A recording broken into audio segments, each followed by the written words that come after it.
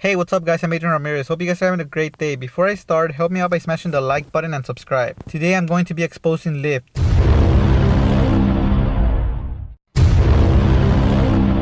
I'm going to share with you guys why I think investing in Lyft could be one of the biggest mistakes you can do. This doesn't mean you can't make money by day trading, swing trading, and shorting the stock. What I mean is that the stock is very risky to invest in it long term. Not to mention the valuation is insane. I'm also going to be sharing with you guys who really is making money from the IPO and why Lyft rushed to beat Uber to go public. Let's get right into it. Lyft just recently filed SEC Form S1. If you don't know what the SEC Form S1 is, don't worry, I'll explain it right now. According to Investopedia, SEC Form S1 is the initial registration form for new securities required by the SEC for public companies that are based in the US. Any security that meets the criteria must have a S1 filing before shares can be listed on a national exchange. Form S1 requires companies to provide information on the planned use of capital proceeds, detail the current business model and competition, and provide a brief prospectus of the planned security itself. Put simply, investors rely on the information a company supplies in its SEC Form S1 filing to determine whether or not they should invest in its stock during an initial public offering. The Form S1 is literally over 200 pages long, so I won't be going through all of it. I will be going over the main highlights of the S1, and then I will be sharing with you guys why I think Lyft would be a really bad investment. I don't even think Warren Buffett would even consider investing in a company like Lyft based on his philosophy and principles. According to the S1, Lyft generates substantially all of their revenue from their ride-sharing marketplace that connects drivers and riders. They collect service fees and commission from drivers for the use of their ride-sharing marketplace. As drivers accept more rider leads and complete more rides, they earn more revenue. They also generate revenue from the renting of bikes and scooters and make their ride-sharing marketplace available to organizations through their concierge offering, enabling them to request rides for their customers and employees. Their US ride-sharing market share was 39% in December 2018, up from 22% in December 2016, according to Rakuten Intelligence. Rakuten is the parent company of Rakuten Intelligence. The concern here is that Rakuten currently holds more than 5% of Lyft stock, so it is in their best interest to report Lyft gaining massive market share. The following are the ways that Lyft monetizes the multimodal platform according to the S1. First, starting with the rideshare marketplace. Lyft has earned revenue from the ridesharing marketplace by generating income opportunities for drivers. They provide drivers with a technology platform which facilitates lead generation, billing and settlement, support and related activities to enable drivers to provide their transportation services to riders. Driver earnings are based on the time and distance of the ride. The concern here is that the amount drivers make per mile and per minute has gone down well over 50% from the day Lyft first launched. The following are the amounts Lyft pays to drivers in Los Angeles, California, one of the key markets in the US and one of the most expensive cities in the US. The amount Lyft pays the drivers per mile is just 84 cents. That is just 26 cents above the 2019 IRS standard mileage rate, which was 58 cents. The amount Lyft pays the drivers is just 13 cents per minute. If you multiply 13 cents per minute times 60 minutes, that is only $7.80, which is way lower than the minimum wage in LA. Once you factor insurance, maintenance, gas, lunch, car washes, and car payments, it is fair to say that drivers are unfortunately losing a lot of money and making none. Further on, Lyft receives a service fee plus a commission that varies based on the price of the ride. What this means, for example, is that Lyft can charge the rider an estimate of $58.01 for the ride, but only pay the driver $34.63. Lyft ends up taking $20.53 as the Lyft platform fee and $2.35 as the service fee.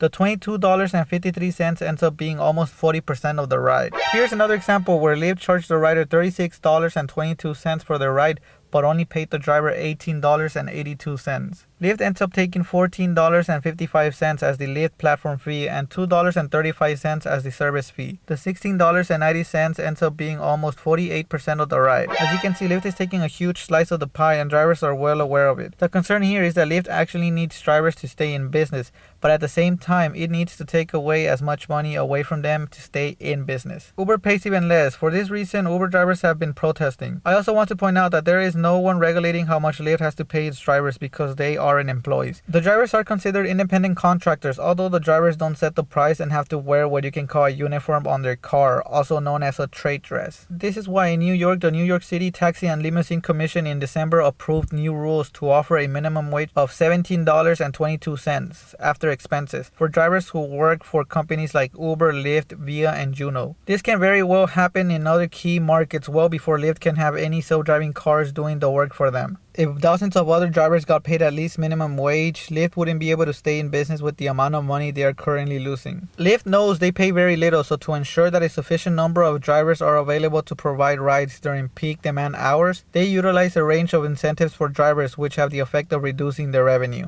To increase the number of rides that riders take through their platform, they often offer promotions to riders, which depending on the type of promotion are treated either as a further reduction to revenue or a sales and marketing expense. This sort of spending is what makes Lyft so unprofitable. This is the risk new investors have if they invest in Lyft. The second way Lyft monetizes its multimodal platform is with their bikes and scooters. Lyft has a network of shared bikes and scooters in select cities that charge either a subscription fee or a single-use ride fee for riders to access their bikes and scooters. The concern here is that Lyft has a lot of competition in this space. Some of the competitors are Jump, Bird, Lime, Spin, Scoot, Skip, Sun, and many more startups trying to grab any market share they possibly can. All these competitors are raising money like crazy to expand as fast as possible. The scooter and bicycle sharing business isn't a duopoly for Lyft like ride sharing is for them. In this space, competitors are constantly expanding into new cities and countries. This is the kind of competition Lyft is up against on their scooter and bicycle side of their business. It is definitely something investors should pay attention to. The third way Lyft monetizes its multimodal platform is with their Express Drive program. Under the Express Drive program, Lyft connects drivers who need access to a car with third-party rent-a-car companies. This would be great if the car rental was actually affordable to the drivers, but they're not. According to their website, Express Drive rentals start at $219 per week in Los Angeles. $219 per week is $876 per month. $876 a month is just way too much for the drivers to pay. Not to mention, drivers are already actually losing money once they factor all other expenses. Lyft does offer a rewards program that is designed to make your rentals